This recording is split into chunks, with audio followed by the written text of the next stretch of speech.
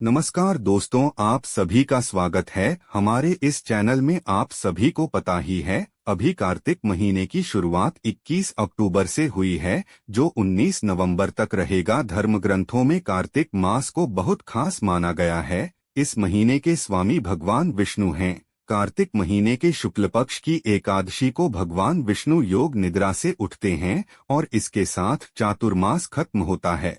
इस महीने भगवान विष्णु के साथ तुलसी और आंवले के पेड़ की पूजा करने की परंपरा है। धर्म ग्रंथों का कहना है कि कार्तिक महीने में आंवले और तुलसी की पूजा करने से हर तरह के पाप खत्म होते हैं। आंवले और तुलसी को लक्ष्मी जी का रूप माना गया है। इस महीने में सुबह जल्दी उठकर तीर्थों के जल से नहाने के बाद सुबह जल्दी पूजा करने का विधान है। साथ ही सुबह और शाम दोनों समय तुलसी की पूजा की जाती है और दीपक लगाया जाता है। कार्तिक महीने में दीपदान करने से कई यज्ञ करने का पुण्य मिलता है। आंवले की पूजा कार्तिक महीने में सुबह जल्दी उठकर पानी में गंगाजल मिलाकर आंवले के पेड़ पर चढ़ाना चाहिए। इसके बाद चंदन, अक्षत, रोली, कुमकुम, हल्दी और फूल से पेड़ की पूजा करें। इसके बाद पेड़ के नजदीक घी का दीपक लगाएं। ऐसा करने से भगवान विष्णु की कृपा मिलती है और लक्ष्मी जी भी प्रसन्न होती हैं। तुलसी पूजा। दूध और पानी से भगवान शालग्राम का अभिषेक करें और पूजन सामग्री चढ़ाएं।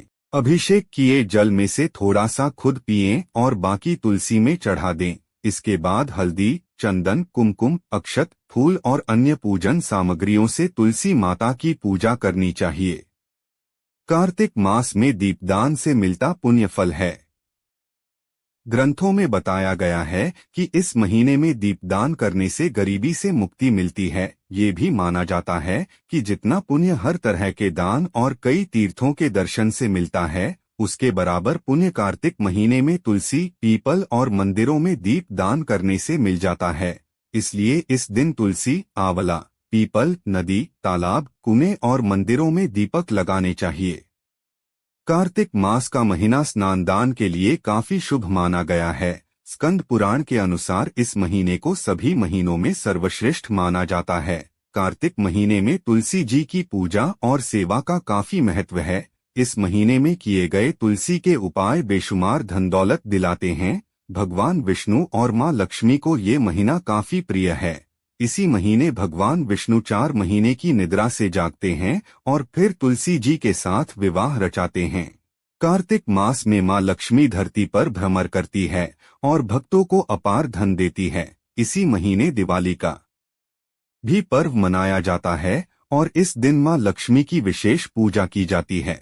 इस महीने मां लक्ष्मी को प्रसन्न करने के लिए तुलसी के पौधे से जुड़े कुछ उपाय भी कर लेने चाहिए, जो बेशुमार धन दौलत दिलाते हैं।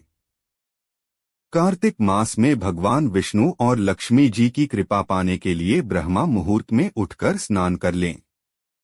फिर तुलसी जी को जल चढ़ाएं। वहीं शाम को तुलसी कोट में घी का दीपक जलाएं। इससे मां लक्ष्मी बहुत प्रसन्न होती है। कार्तिक माह में तुलसी का पूजन करने के अलावा तुलसी के पौधे का दान करना भी श्रेष्ठ माना गया है। वहीं इस महीने में घर में तुलसी का पौधा लगाना बहुत सुख समृद्धि देता है। कार्तिक मास में गुरुवार के दिन तुलसी के पौधे में कच्चा दूध मिश्रित जल चढ़ाएं। कार्तिक मास में श्रीहरि और तुलसी जी का विवाह रचाएं। इससे भगवान विष्णु और मां लक्ष्मी खूब कृपा करते हैं और घर में खुशियां रहती। कार्तिक मास में तुलसी का विधि विधान से पूजन करने से धन धान्य की प्राप्ति होती है और सभी मनोकामनाएं पूर्ण होती हैं। वही कार्तिक मास में तुलसी विवाह करने से कुंवारी कन्याओं को सुयोग्य वर प्राप्त होता है और कुंवारे वर को सुयोग्य कन्या प्राप्त होती है। इस पूजा से होते हैं भगवान विष्णु और मां लक्ष्मी प्रसन्न होते हैं। सनातन धर्म के शास्त्रों में तुलसी पूजा का विशेष महत्व बताया गया है और इस पूजा का महत्व कार्तिक मास में और अधिक बढ़ जाता है।